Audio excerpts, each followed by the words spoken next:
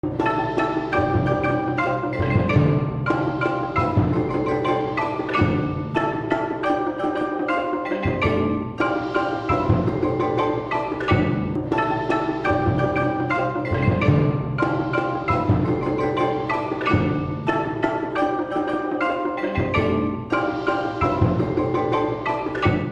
老师，各位师兄师姐，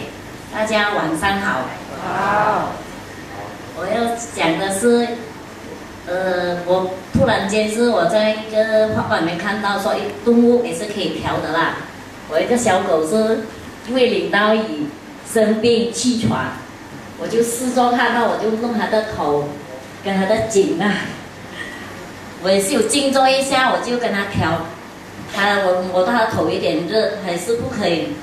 肯像在凳子面静静给我调了。我是这样跟他调了差不多10分钟。第二天哦，他就没有气喘了，好了，我都很奇怪。我想到，动物也是可以来调的，还可以来调它的啦。还有我自己本人，因为我去中国赤峰，我回到来都1个月一直咳到不好。我很久没去长山县，我也没有看医生，我只吃那个枇杷露跟那个海底椰，还是咳，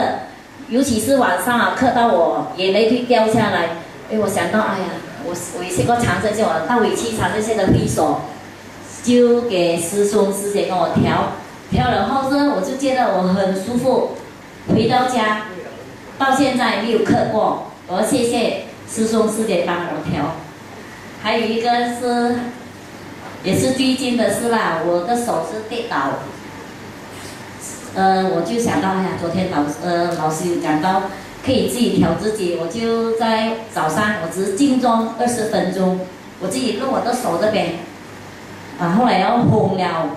整个手红了，就没有再痛，没有那天痛得很厉害，我差不多痛了1个月了。我觉得长生仙对我们